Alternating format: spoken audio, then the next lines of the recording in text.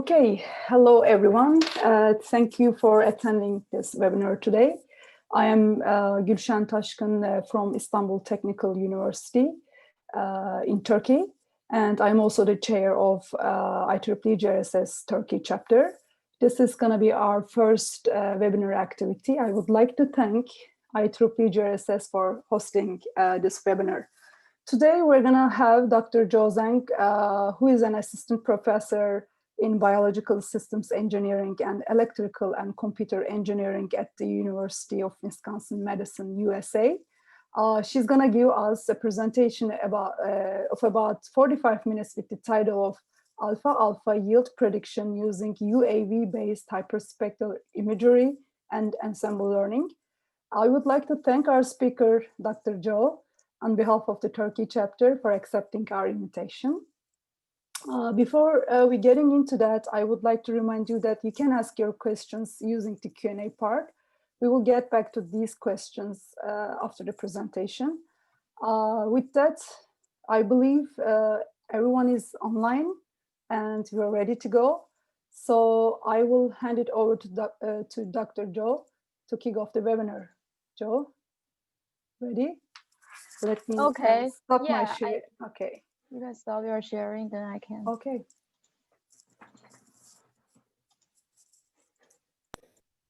So can you see my screen? Yeah, I can see it. Just need to full screen. Is it good? Actually, I can see the other part of your, there's a black. Oh. Okay. So it would be better if you can stretch out on the whole screen. I don't know how you can do that, but.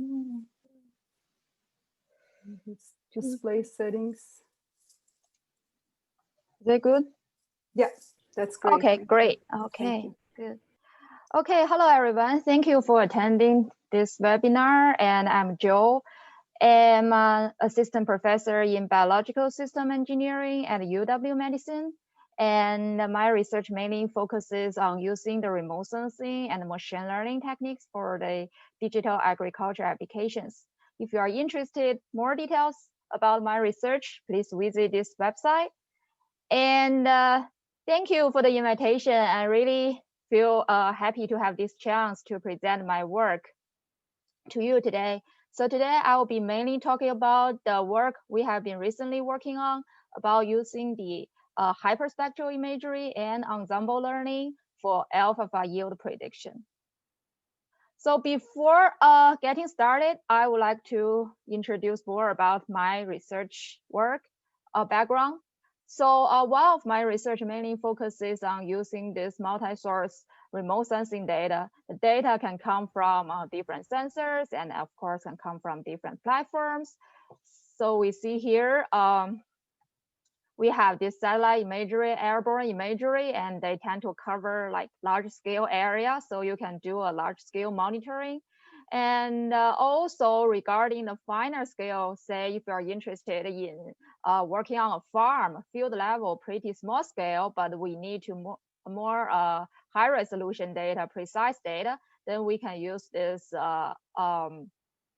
autonomous mobile like the recently very popular, the drone has really like an emerging technique in the precision ag area. Also, we can use some ground robotics. So this platform tend to be more flexible because we can control when to fly and which area we can collect data. And also it can give us higher spatial and temporal resolutions. And after collecting this type of data, our group intend to develop the machine learning computational algorithm models to interpret such data and then develop models to a variety of different agriculture applications. I show two examples here, and one is like a plant phenotyping. I will talk more about, give more background about what's phenotyping. And then another is about the resource management.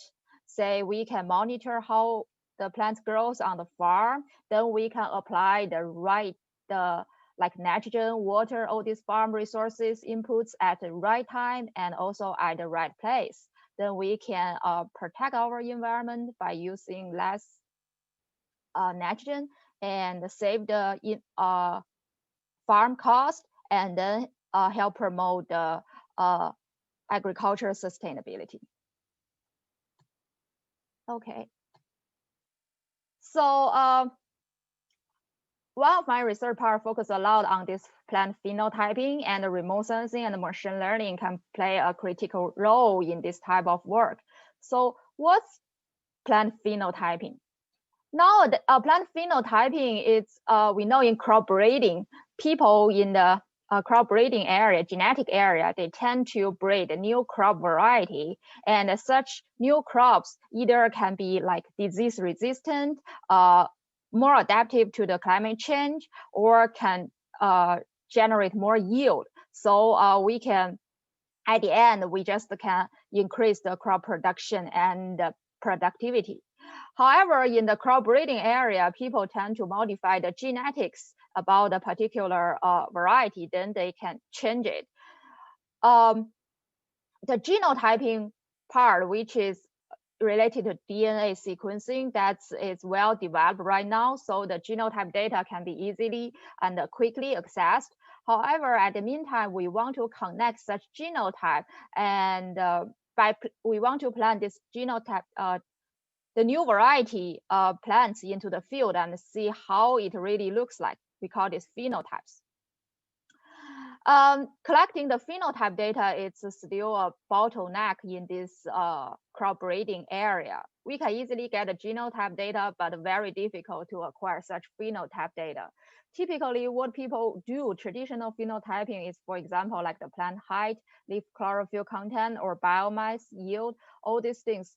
As you see in these pictures, people go to the field, send a bunch of people, crew go to the field and to collect such data manually. And usually in one field, they have thousands of plots. Each plot represents for one variety. So you want to have the field trials for these different varieties.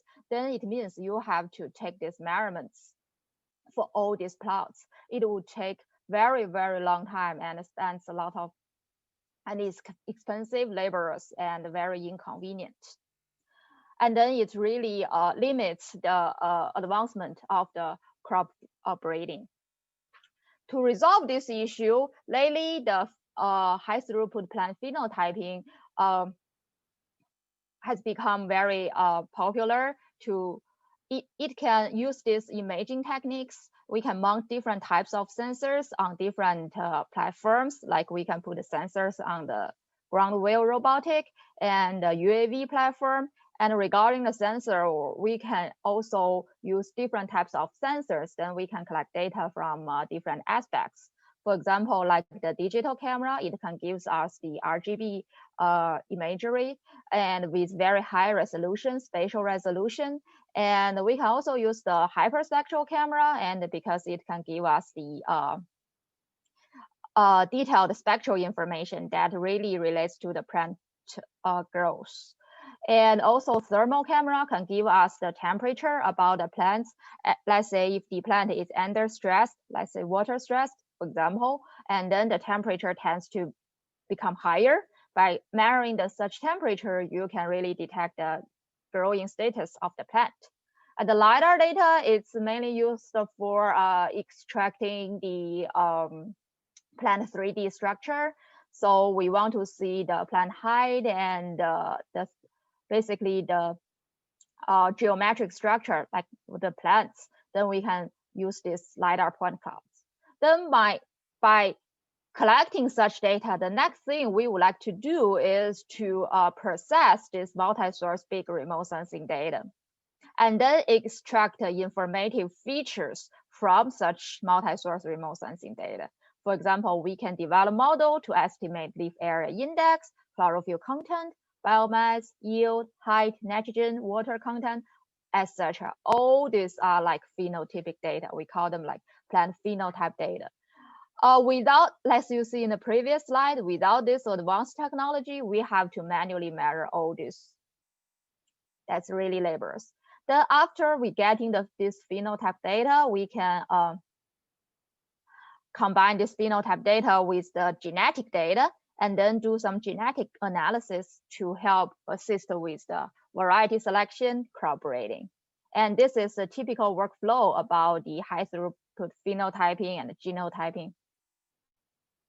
Here are the commonly used sensors we can put on these different platforms. One is this RGB LiDAR, as we saw, as I mentioned earlier, previously, and also this like hyperspectral data covering different wavelength range about visible near infrared and also about the longer wavelengths like shortwave infrared region that's more sensitive for the water stress, thermal camera, and of course we will need like a GPS, INS navigation system to georeference the data. And we can put these cameras on like UAV platform and also on like this, we call this Pheno rover. This is a robotic we designed when I doing my PhD. So we mount all these different sensors on this boom, as you see here, and then they can collect all this data together and then use the central GPS to georeference all these different types of data. Today's presentation is mainly about using the hyperspectral data for alfalfa yield prediction. So I want to talk more about the hyperspectral data. Hyperspectral data is different with the RGB, traditional RGB data. I think you may already know this. The hyperspectral data can give us hundreds of spectral bands, unlike the RGB, which only has 3 color bands. One side, it can give us, it has advantages in the spectral domain, but hyperspectral data, unlike the RGB, which is a frame camera, hyperspectral is typically a push broom camera, so it scans the scene, your area, line by line. So each time you have only one line of data, then you stack them together so you can see some pictures like this. Then a downside of this is the georeferencing. So it's very difficult to georeference the hyperspectral data.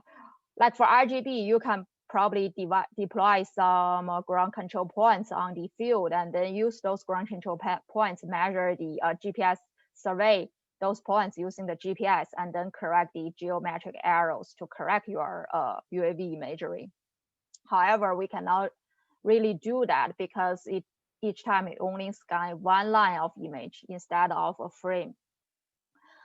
What we can do is alternatively, we can mount a high resolution, high performance GNSS, INS navigation system right attached to the camera, and then using this position and attitude information to provide these geolocations for the camera images we collected, and then use that to georeference our data. So here is an example, like you see these distortions. This is a regional hyperspectral image we collected over a sorghum field, and then we explore this GPS INS location system, latitude, longitude, and also the 3-angle raw pitch yaw attitude information. And then we use this information to correct the geometric arrows. And here is an image after the auto rectification. So we see all these distortions are corrected. And this is only one pass of the entire field. For the UAV to cover the whole field, you have to fly back and forth. You have multiple paths, and then you can do the image stitching. Finally, you can get a mosaic image over the entire sorghum field. So today it's about alfalfa, and I want to firstly give a little bit background about alfalfa and why we work on alfalfa. So alfalfa is a valuable forage crop with relative high yield and nutritional value. It's widely used feedstock for the dairy cows. So in Wisconsin, we are very well known for the dairy, and then this is alfalfa is an important feedstock for dairy cows. So that's why we choose to do this topic. And alfalfa, unlike other crops, corn and soybeans, which only harvest one time during the growing season, alfalfa has multiple harvests within the summer. So they tend to, usually we starting from the June until September, the alfalfa will harvest monthly, one in June, July, August and one have in September. So they have like 4 weeks, about 4 or 5 weeks growth period. And then we use a series of machinery operations, agricultural machines to harvest and manage this alfalfa. Then the machinery, because they are like very pretty heavy machines, so when we apply such machines on the alfalfa field, then machinery is typically can cause some effect to the alfalfa growth and also the soil compaction. So we want to see whether we can use hyperspectral imagery, because it's very sensitive to the crop status, whether we can use hyperspectral data to detect such stress and help manage the harvesting, optimize the harvest management. So here are the advanced agriculture machines we used in the field for the harvest process. So the harvest process, it involves several steps. Starting from like the mowing, we firstly cut all this alfalfa grass, and then raking. We also need to dry the alfalfa. We need to wait for a couple of days before we collect all this alfalfa from the field. Then we want to rake this so we can have the alfalfa at the bottom top part and flip this, and then we can dry the bottom part.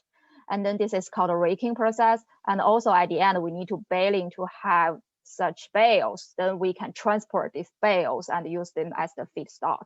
That's the, it involves several steps about the whole harvest and transportation process.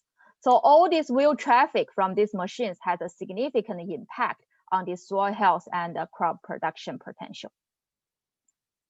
So in this study, we use this UAV-based hyperspectral imagery. As I mentioned earlier, the traditional yield and quality assessment is based on this destructive sampling. You need to go to the field to collect those data by hand. Instead, alternately, we can develop such imaging system and then just fly over our system to collect some alfalfa data to see whether we can develop models for the yield and quality prediction. And that can help assist not only the crop breeding, but also about the precision agriculture management to help growers and producers to optimize the harvest process and also optimize the farm inputs like the water, nitrogen, all these farm resources. This is our imaging system we used in this work. So this is the DJI M600 drone platform. And then here is a gimbal used to stabilize the camera. And here is the hyperspectral camera we used. On board about the camera, we have this GNSS-INS system to provide us the location and attitude about our camera. We use this for the data georeferencing. So we have 3 objectives for this work. First, we want to investigate the potential of using hyperspectral images for alfalfa yield prediction. We want to see whether hyperspectral data can be used, can be beneficial, useful for yield prediction. Second, we can develop different kinds of models for the yield prediction, starting from the easy regression models or even a linear model. But in this work, we found that an ensemble learning model really can help improve the prediction performance. So we want to establish an ensemble learning model to see if it has advantages over other single learning regression models. Also, we evaluate the model adaptability under different machinery compaction treatments. So here is our study area. The study area is located in Wisconsin. It's in the Arlington Agriculture Research Station and pretty close to Madison, where our university locates in. It's about half-hour driving from Madison to the research station. And here are 2 alfalfa fields, and we collect the data from both fields. One is field, here are the field numbers, and then we combine the data from the 2 fields. And in this fields, we applied 7 different levels of machinery traffic treatments, and then we have 3 replications for each.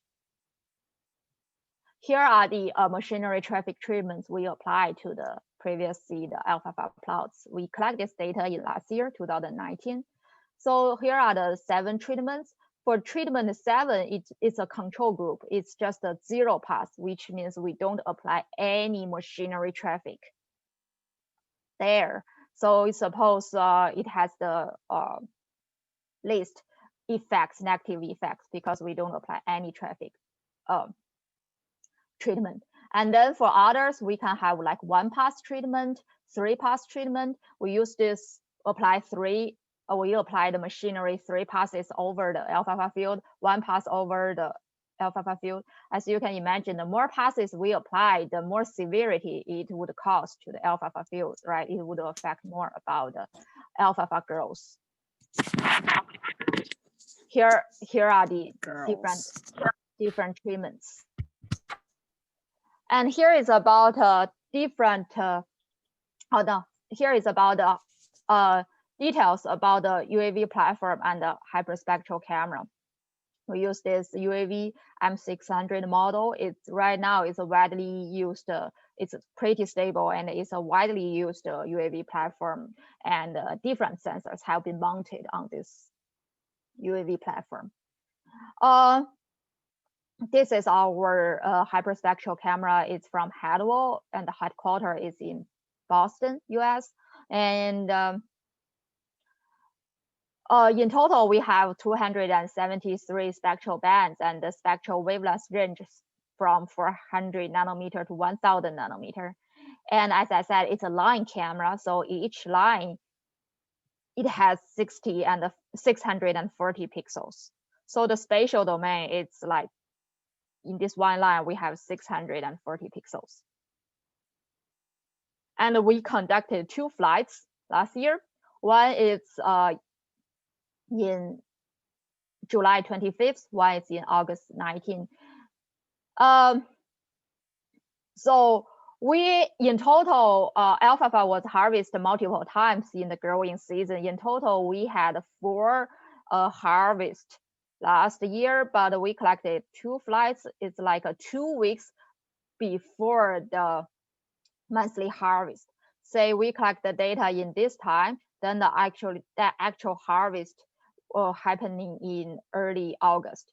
Then after harvest, the plant, the crops regrows again, and then we fly over again in this time, and then another harvest happened in early September. So we combine the data, these two stacked all these data points together to increase the total number of training samples for us for the model development.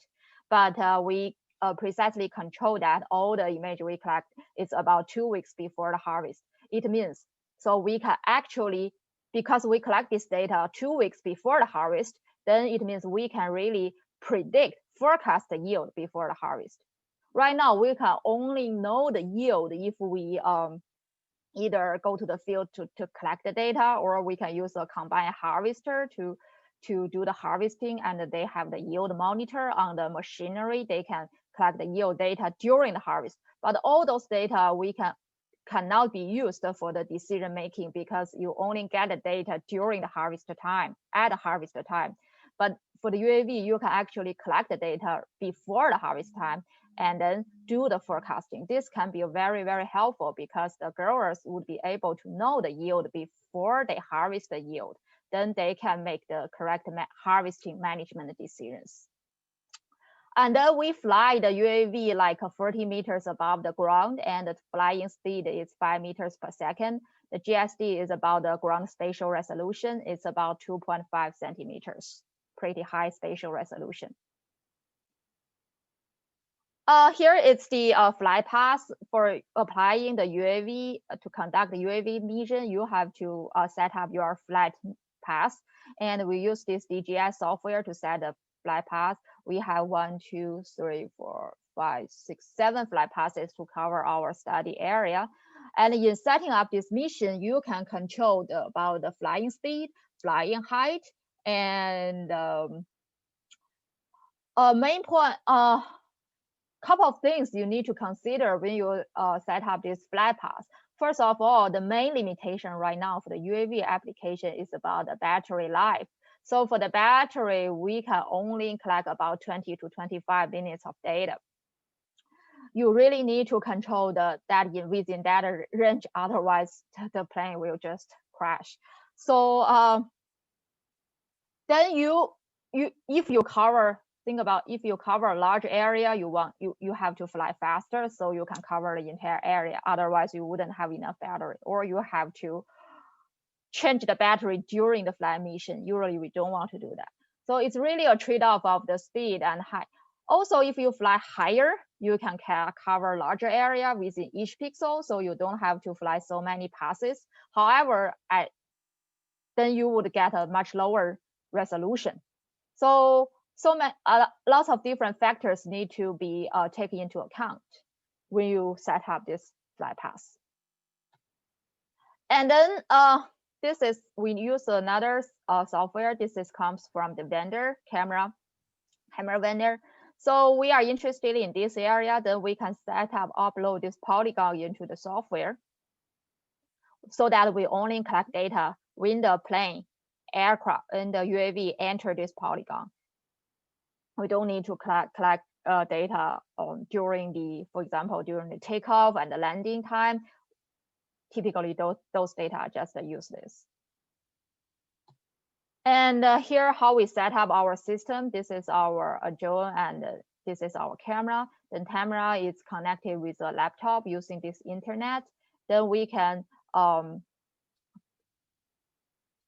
the polygon and give the flighting parameters, upload the parameters to the camera through this one software on this laptop.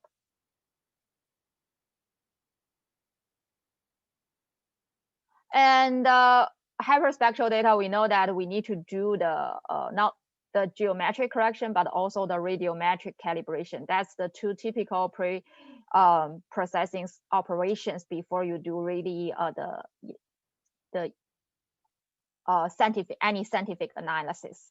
So we deploy this radiometric calibration TARPs. These TARPs are just the special TARPs. They have a pretty consistent spectral reflectance. So let's say if you the sunlight changes every day, but you want to correct those changes, what we can do is we can use this calibration TARPs to calibrate our spectral, so we can get like more consistent spectrum over different days. And here is about the geometric correction. So we can also rectify the data using the GNSS INS navigation data, and also we can stitch the imagery. As you see here, we have multiple flight paths, then we overlay these flight paths and then stitch the imagery. We need to set up some overlapping across these flight paths so we wouldn't have gaps. We use stitched imagery. Usually the overlapping rate is set up above 30% to make sure you won't have any gaps during the data collection. Okay, the radial calibration is firstly, we convert the data from the digital number. The camera gives you the digital number to radians. Then we need to do, this step is like a linear conversion, and all the calibration parameters usually are provided by the vendor. Similar to we do the satellite analysis, like Landsat and MODIS, those data, usually you have these different levels of data, then they either the raw data and the data after the calibration. This is similar to that. And then we can use these radians, convert these radians to reflectance. Then we use these three calibration panels. They have a different reflectivity. So the brighter has higher reflectivity and the darker panel has lower reflectivity. But they are really very uniform. The reflectance collected from these TARPs, they are well calibrated. So they have pretty uniform reflectance. So we can trust their reflectance values to calibrate our data. The next thing we need to do is we only extract the plot level data. So you cover the entire field, but you apply the compaction to different plots. We need to extract the plot level data. Here it's a zoom in picture about what the plot looks like. Then to extract the plot level data, we firstly need to define this spatial boundary for each plot. We need to know where is this plot. Usually the field person, the agronomy person who planted this field, they know the plot boundary. You can ask from them for this boundary, then you can create these shape files. Then you can use some like ArcMap software to extract the plot level data. After extracting the plot level data, as you see from within each plot, you see not only the vegetation, but also some shadows, soils. You don't want those pixels to affect your analysis. Then you have to exclude those pixels. Then you can use the some easy strategies like the NDVI, or even just looking at the NIR bands, the values, to set up a threshold. Then you can just exclude those pixels with relative, for example, lower NDVI values. Then you can only leave the plants canopy for the for your analysis. Then that's all about the pre-processing. After pre-process the data, you will get this nice hyperspectrum over different plots. So we first of all want to see whether we can detect the plant stress according to the compaction from our hyperspectral data. So T7 is the control group, which does not have any compaction applied. Then as you see, T7, the blue line always have the relative higher reflectance values in the NIR, because NIR represents the healthy status of the plants. Then higher NIR means more healthier, and the lower NIR values, when the chlorophyll content reduced, your reflectance values just decrease in the NIR region. So if for some groups, we don't see the difference quite much, because like for T1, we only apply one pass. It may not cause that much effect to the crop. And then T2 is 3 passes, and the T3 is 5 passes. So as you can see, the more passes we apply, like the more difference between the control group and your compaction group. And then T6 is the compaction, is the most severe compaction. Then from this figure comparison, we can see it has the largest difference in this NIR region with the control group. So it means our hyperspectral data can really detect the plant stress. Then with this in mind, we can develop models to estimate the yield. In this study, to develop a model, we firstly need to extract the features. In this study, we extracted 80 published available hyperspectral indices. Some of them involves like all these different NDVI versions, involves like 2 bands. Some of them involves more than 2 bands, 3 or 4 bands. So here is the table, the summary of the vegetation indices exploring this study, and we list a reference for each index we use. So if you want to know more details, please check our publication. And then, okay, we can definitely use all the 80 published indices, but due to the limited amount of training label data we have, so we want to firstly do a feature selection to see if we can actually reduce the data dimensionality prior to the model development. So here we explore a recursive feature selection approach. And how does this method work? First of all, you have all these 80 features as input. Then you run an estimator. This estimator can be a random one. You can select it. And for example, like SVR, support vector regression, you can use it as an estimator. And then you can run this regressor estimator to determine the initial feature importance. And then we can remove the feature with the lowest importance score. So you rank all these 80, then so you have the ranking numbers from 1 to the 80s. then you just remove the lowest ranking feature, and then you assign the ranking score according to the removing order. Then you just repeat this process until recursively repeat this process until all the rankings were determined for all the input features. So here is our results. We have this exploration about the 80 features. Then we have the rankings for all these 80 feature index. Then we can develop models based on such ranking. We can decide how many features we want to include and in the model development. Then about the ensemble model development. Unlike the single model, it's which using only a single learner to give you one prediction. Ensemble is you tend to combine the prediction from multiple models and then fuse the results.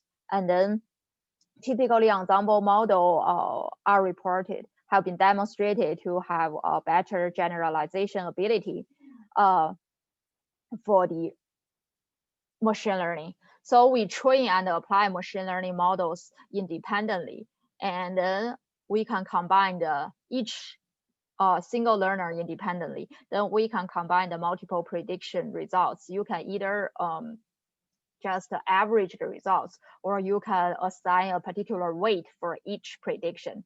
In this study, we use a linear regressor. It means we assign we have a different weight for each model, and then the weights are learned from the training process automatically. In ensemble learning model, there are two things needs to keep in mind to construct your ensemble model. One is called sufficiency, which means your model needs to be accurate so that you can trust all the model, each model you choose. Another is you need to have the diversity. You don't want to all your models pretty similar to each other. Then that you cannot really get any useful information from this ensemble, because all your models are just pretty similar. So the sufficiency and the diversity are the two critical things you need to pay attention when you choose the base models. In this study, we choose 3 widely used base models. One is the support vector regression, one is the k-nearest neighbor, and one is the random forest. As you can see, these 3 models, they have pretty different mathematical principles. Like they are just basically different types of approach. We did this on purpose because we want to have the diversity across all these models. This is like a tree model. K-nearest neighbor is just a KN. It's very simple model, and the support vector regression just it's like a maximum margin. You try to maximum the margin about the vectors, support vectors, the training samples. Then so they have different principles, mechanisms in the model itself. Then we can guarantee the diversity across these different models.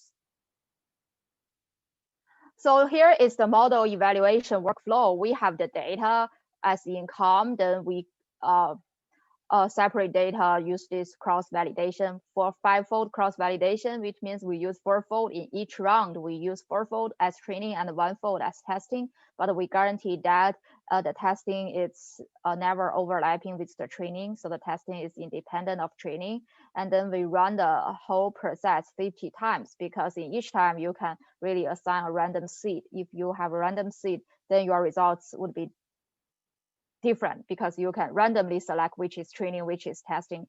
To provide a relative trust results, we need to run this whole process multiple times and then average the results. In the training process, we can do the feature selection. As we showed before, we use the recursive feature selection method, do the feature selection, and then we construct the ensemble model. Then in the test part, we evaluate our model accuracy. So here is the results about the how our model performs, we firstly look at all these 3 independent models. Here, this is a figure shows the model training accuracy versus the number of features. So if we apply, you see here that for all the 3 independent models, the accuracy tends to increase initially as more number of features are incorporated into the model. And then the performance becomes stable. What does this mean? It means we really don't necessarily need all these 80 features, because even we include a lot, then the accuracy do not change that much. So finally, according to these results, we choose like about here 25 number of features. When all the models, independent models, become stable, the accuracy becomes stable, then we stop at here. This can help reduce the computational load, reduce the number of features. And then we compare our ensemble model with the 3 different independent models, and there are 2 scenarios. One is with using the selected features, 25 features out of the 80. One is using the full features, about 80. And in either case, we see our model performs the best, ensemble model. This is the mean value, and in the parentheses is the standard deviation, because we run the whole process multiple times. Then, so we see our model has higher accuracy than the other models for both the selecting the features and also the ensemble features. As you see here, we may not see a significant difference. You may think, oh, this is like a 0.87, this is only 0.83. Is this the difference significant? So we also ask the question to ourselves, and then we compare the results using the paired sample t-test to evaluate whether the improvement is significant or not. So we compared our ensemble model to each individual model and using the statistical test. And here is the test value. More importantly, by looking at the p-value results, it's all less than 0.01. So it means the improvement is significant, statistically significant. Okay, and then we show the scatter plots. Here is the predicted yield. Here is the observed yield for all the 4 methods. We have 3 independent model, and this one is the ensemble model. Then from all these methods, what you can see is 2 clusters of yield. One cluster tends to have higher yield, and one cluster has to lower yield. And this exactly match, because in this study we did 2 UAV flights, and which corresponding to 2 harvesting time. And then these 2 clusters exactly match to the 2 harvesting, to the yield collected at the 2 harvest time. So the higher yield is the harvest happened earlier, like in August. The lower yield is the harvesting happened later in September. And this actually really, this is because how the alfalfa itself grows throughout the growing season. Like although the alfalfa regrows after each harvest, but as you harvest more times, the alfalfa yield just tends to decrease after each harvesting. So we can clearly see the 2 clusters of yield data from this corresponding to the 2 harvesting time. And then we evaluate the experiment results, apply this ensemble model as well as the independent learner to different compaction treatments. We want to see whether our model is more stable across all these different treatments. And the results shows that the independent model may perform well to some of the treatments, but has relatively much lower accuracy in a few treatments. And however, across all the 7 treatments, we can see our ensemble model has all the results are pretty good, and the results is more stable. So here is the about the conclusion and the future work.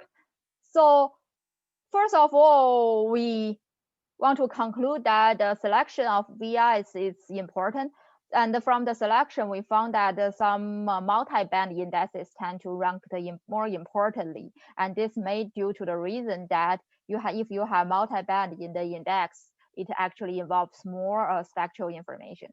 And also we found that various narrowband NDVIs are effective, and this is consistent to most of the existing literature. And then another important index is the PIR, and it's indicating the photosynthetic efficiency. It's ranked importantly. And from a model point of view, we found that ensemble model really had advantages over the single models because it can often achieve the better performance than the single model. Also, the sufficiency and diversity are the two major principles in selecting these base models. As a future, we want to develop a model to estimate the quality. In this study, we only estimate the yield, but actually the Alfalfa producers care not only the yield, but also the quality. And quality means the chemical nutrients contained in the Alfalfa. So we are working on this right now. And also in future for the model development, we need to incorporate some environmental factors like the weather, precipitation over the study area for model development. So that's all for my presentation, and thank you. I welcome any questions coming from you. Thank you, Zhou. It has been a very interesting presentation. We got a lot of questions to ask you right now. Oh, and great. Yeah, let me start with Julian Grossi and asking a question. What is the state of LiDAR stress copy, replant and crop phenotyping? You can also see the questions from the chat box, Zhou. Oh, let me try to. What is the state of LiDAR stress copy, replant and crop phenotyping? I can first stop sharing. And then he or she continue with the, did you use all data channels for your spatial temporal characterization? Let me first see. What's the state of the LiDAR? Yeah. Replant.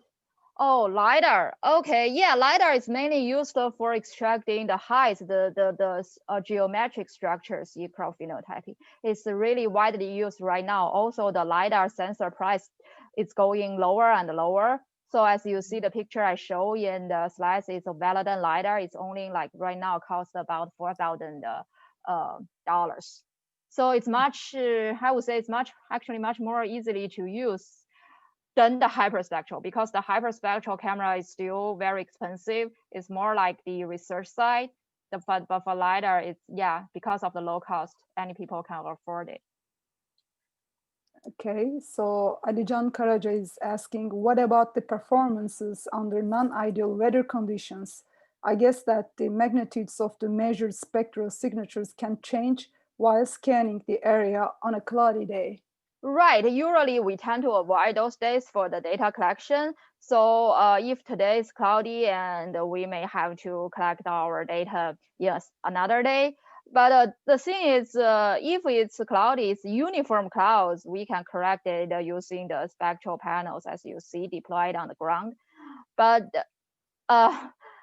the interesting thing, the challenging thing is actually when you start collecting the data, you don't have cloud, and then during the flight, the clouds just come. And then your image, you will see some part has cloud and some part does not have cloud. And this data is just useless. Okay. So Julio Torres Tello is asking, are the different indexes related to different phenotype characteristics? How do you know which one is better to assess chlorophyll content or yield, etc.? Is one index like NDVI good for everything? Yeah, from this study, we don't really necessarily know which one is better for assess chlorophyll content or yield. So we want to let the model to figure out which features are more advantageous than another. So as you see, we firstly ranked all the indexes and from 1 to 80, and then in each time we only add in one feature into the model analysis. After adding we firstly add the most important, the one ranked the first, and then add another, the one ranked the second. In this process, we add when we reach about 25 numbers, we see the model performance do not really change. then we just stop there. I think the other question is somewhat related to this. Rob Changia, are you using the SVR RFE to select features prior to use consistent feature in SVR, KNN, RF-based models, or using RFE on the individual base models to potentially use different features? Yes, you are right. We're using the SVR RFE to first select the features. And then after the feature selection, we apply the 3 models on the selected features. Okay, while we're talking about this, I want to ask a question, something related to this. So you're using SVR RFE to select the features, but in each time, as much as I know, when you change the training set, the ranking is also changing. So yeah, how do you, handle? What would you say about the robustness of the features on the performance of the model? Yes, we did observe that. So we run the results like 50 times. Then I think we average the results, the ranking results, and then we can assign a ranking number. Have you also, focused on the first 10 parts or first 20 parts, or because is it changing a lot? The ranking, or? It's not really changed too much. I didn't show this, but in the paper, actually in the appendix, we have a figure shows about the ranking distribution. From that figure, we can see, for example, this time this feature ranked the first. Next time this feature may not rank the first, but it's still relative rank in the top 5. Okay, so good. We check the ranking distribution. It's in the still, you're already using the 25 features. Yeah, it's already in the, Okay. Yeah, okay. So Gihan Zayan Astoi asking, after extracting the in situ plots positions, do you then calculate the mean value of each vegetation index or use other statistics, max, mean, for example, to create the model? Right now, we only use the mean, but I appreciate this comment, and I think we need to also investigate the variance within those pixels. Okay, so Guillaume, I think he's asking again, or she's. Sorry, it's not clear to me when the hyperspectral data are collected at a specific time before harvesting at different times temporal series. In this study, we collect the hyperspectral data 2 weeks before the harvest. Okay. And then, of course, you can collect the data more frequently. But yeah, it's a trade-off, right? It means you still have to send people to the field to fly the drone. So yeah, but I think this summer we collect more data. So we tend to collect weekly data, so we can combine the time series data for the model development. Brian is asking, related to Julia's question about which of the many listed vegetation indices ended up being used in the ensemble learning, figure 5, all of them, just a narrow band NDVIs? No, actually it's a pretty mix of different, the narrow band NDVI are selected, but we also see some others. I think here it's ranking about the, maybe I can. Here is a ranking about our rankings. I think this is from one run, but at the end it's pretty similar to this result. As you can see in the 20 top 5, we have like a pretty. So we cannot see your screen. Yeah. Yeah, Zhou, I think you clarified that though earlier, that you count maximum performance saturation at about 25 indices, correct? Oh, okay, right. Yeah.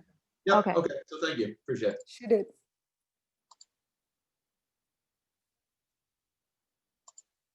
Okay, any more questions? Okay, we do have more questions. So they're saying, thank you for interesting presentation. Thank you. And then what is the georeferencing accuracy after auto rectification? Do you need to co-register multiple acquisitions?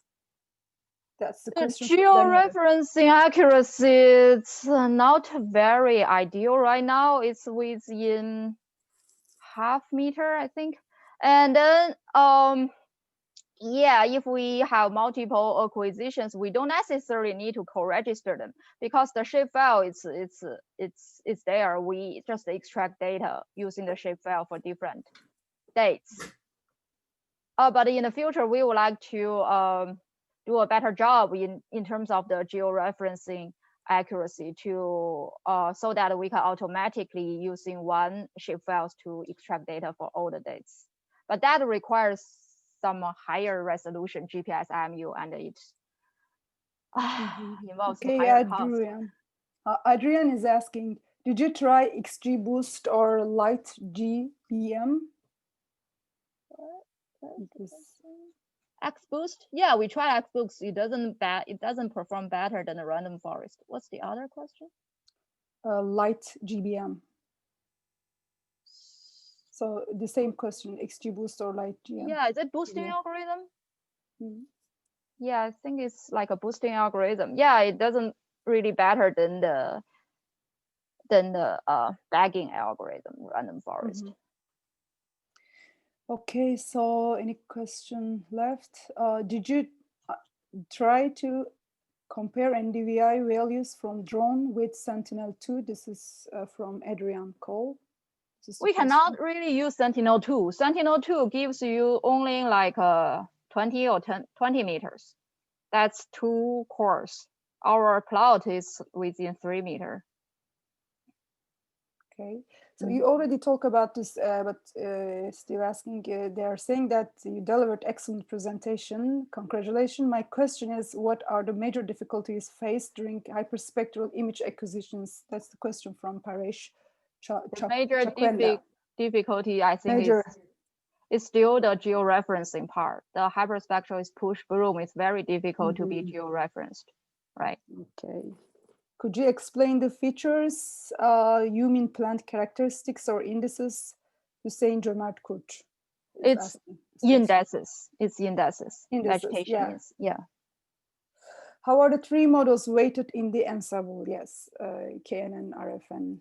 Yeah, it's in our case, we assign the weight automatically. We learn this weight from the training process. Okay. So I think that's all, but if there are any other questions, so you can ask just by unmute yourself. Is there anyone who wants to ask a question to our presenter? Okay, all right. I think, yes, they're all saying thank you. Yeah, thank you, everyone. Yeah, thank you. Okay. All right, we appreciate our speaker, Dr. Zhou, for her great contribution today. Thank you to the audience for joining this webinar. Just one last reminder, we will have our second webinar on the 8th of December, which will be given by Dr. Daya Sagar, who's an IEEE GRSS Distinguished Lecturer. And he will be talking about research on development of mathematical morphology-based algorithms for geoscience, remote sensing, and geospatial data science.